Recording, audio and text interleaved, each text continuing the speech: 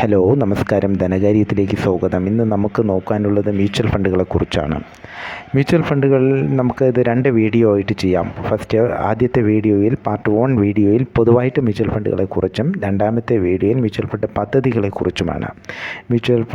പദ്ധതികളെക്കുറിച്ചുമാണ് നമുക്ക് ചെയ്യാനുള്ളത്. നിക്ഷേപത്തിന് ഇന്ന് ഒട്ടേറെ ഇടങ്ങളുണ്ട്. Bank fixed deposit, mutual fund, ഡെപ്റ്റ് മ്യൂച്വൽ ഫണ്ട് പോലെ റിസ്ക് കുറഞ്ഞ നിക്ഷേപങ്ങളും റിസ്ക് കൂടിയ നിക്ഷേപങ്ങളായ ഓഹരി വിപണി, റിയൽ എസ്റ്റേറ്റ് എന്നിവയും നിക്ഷേപത്തിന് തിരഞ്ഞെടുക്കാം. നിക്ഷേപത്തിന് തിരഞ്ഞെടുത്താൽ അടുത്തതാണ് അസറ്റ് അലോക്കേഷൻ അല്ലെങ്കിൽ ആസ്തി വിന്യാസം എന്ന് പറയുന്നത്. അതായത് നഷ്ടസാധ്യത കുറഞ്ഞ മേഖലയിൽ ഇത്ര ശതമാനം, നഷ്ടസാധ്യത കൂടിയ മേഖലയിൽ ഇത്ര ശതമാനം എന്ന് കണക്ക് കൂട്ടണം. നഷ്ടസാധ്യത എടുക്കാനുള്ള നിക്ഷേപകൻ്റെ ശേഷിയെ ആശ്രയിച്ചിരിക്കും. അതിനനുസരിച്ചായിരിക്കണം അസറ്റ് അലോക്കേഷൻ. റിസ്ക് എടുക്കാൻ താല്പര്യമില്ലാത്തവർക്ക് ബാങ്ക് ഫിക്സഡ് ഡിപ്പോസിറ്റ്, ഡെപ്റ്റ് മ്യൂച്വൽ ഫണ്ട് പോലെയുള്ള നിക്ഷേപങ്ങൾ. നേരെ തിരിച്ച് റിസ്ക് എടുക്കാൻ താല്പര്യമുള്ളവർ നല്ലൊരു ശതമാനം ഓഹരികളിൽ, നിക്ഷിപ്തമായ പദ്ധതികളിൽ അല്ലെങ്കിൽ ഓഹരിയിൽ നിക്ഷേപിക്കുന്നു. റിസ്ക് കൂടുതലാകുന്നെങ്കിൽ ദീർഘകാലയളവിൽ ആദായവും കൂടും. മ്യൂച്വൽ ഫണ്ട് ഈ 2 തരക്കാർക്ക് വേണ്ടിയും നിക്ഷേപിക്കാൻ അവസരം നൽകുന്നു. അതിനുവേണ്ടിയുള്ള മ്യൂച്വൽ ഫണ്ട് പദ്ധതികളും ഉണ്ട്. എന്താണ് ഒരു മ്യൂച്വൽ ഫണ്ട് പദ്ധതി? മ്യൂച്വൽ ഫണ്ട് എന്നാൽ നിക്ഷേപകർ നൽകുന്ന പണം പൊതുവായി സഞ്ചയിച്ച് ഫണ്ട് മാനേജർമാർ അത് ഓഹരിയിലോ കടപ്പത്രത്തിലോ മറ്റ് ധനകാര്യ സാമഗ്രികളിലോ പദ്ധതിയുടെ ഉദ്ദേശ ലക്ഷ്യങ്ങൾക്കനുസൃതമായി നിക്ഷേപിക്കുന്നു. അതിൽ നിന്നു ലഭിക്കുന്ന ആദായം മൂലധനത്തിനോടൊപ്പം ചേർത്ത് ആവശ്യമുള്ളപ്പോൾ തിരിച്ചു നൽകുകയാണ് മ്യൂച്വൽ ഫണ്ടുകൾ ചെയ്യുന്നത്.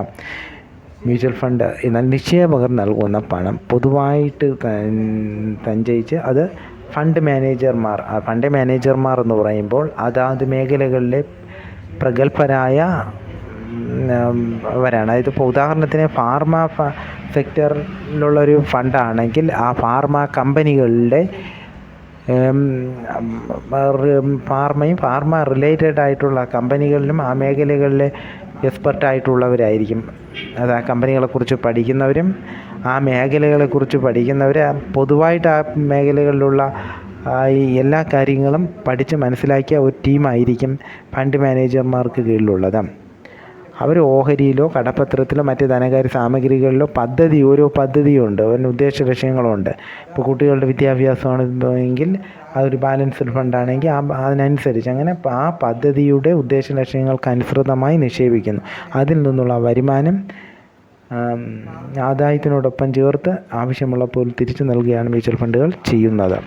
ഇനി പൊതുവേ ഒരു ചോദ്യമുണ്ട്, ഈ സാധാരണ നിക്ഷേപകൻ്റെ ആവശ്യം എന്താണ് എന്നുള്ളതാണ്.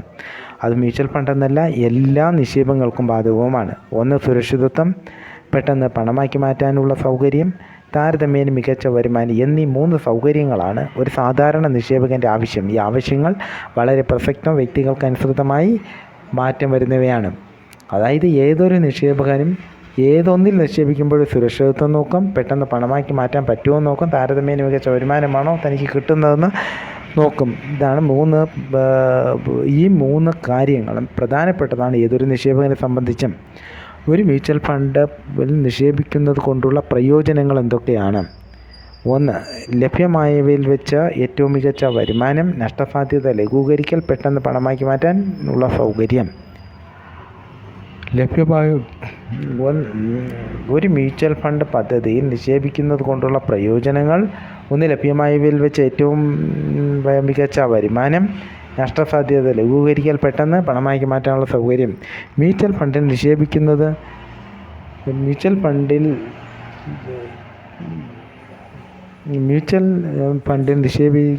നിക്ഷേപങ്ങൾ സുരക്ഷിതമാണ്. മ്യൂച്വൽ ഫണ്ടിലുള്ള നിക്ഷേപം സുരക്ഷിതമാണോ?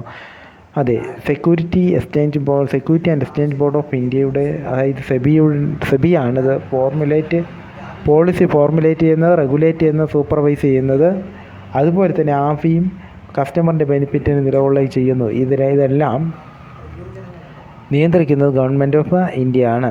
ഓരോ നിക്ഷേപകരെയും 3 തരംതിരിക്കാം. നഷ്ടസാധ്യത സഹിക്കാൻ തയ്യാറുള്ളവർ, മിതമായ രീതിയിൽ നഷ്ടസാധ്യത സഹിക്കാൻ തയ്യാറുള്ളവർ, നഷ്ടസാധ്യത തീരെ സഹിക്കാൻ തയ്യാറല്ലാത്തവർ.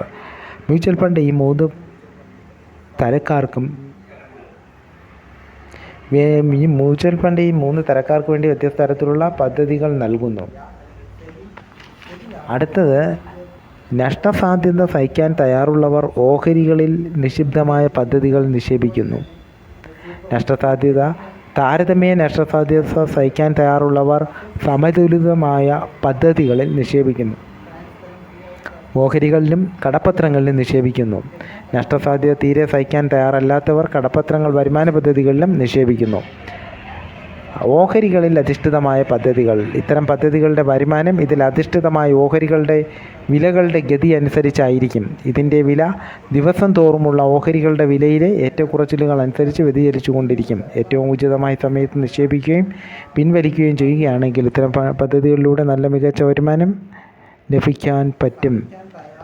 അതായത് ഇത്തരം പദ്ധതികൾ ഒരു പ്രധാനപ്പെട്ടതാണ്. ഇത്തരം പദ്ധതികളിലുള്ള വരുമാനം ഇതിൽ ഓഹരികളിൽ നിക്ഷേപിക്കുന്നു. അതിൻ്റെ മാർക്കറ്റിൻ്റെ ഗതിവേഗതകളനുസരിച്ച്, മാർക്കറ്റ് മൂവ്മെൻറ്റ് അനുസരിച്ച് ആണ് പ്രോഫിറ്റ്, ലാഭം കാൽക്കുലേറ്റ് ചെയ്യുന്നത്. അതാണ് ഓഹരികളിൽ അധിഷ്ഠിതമായി ഓഹരികളിലാണ് നിക്ഷേപിക്കുന്നത്.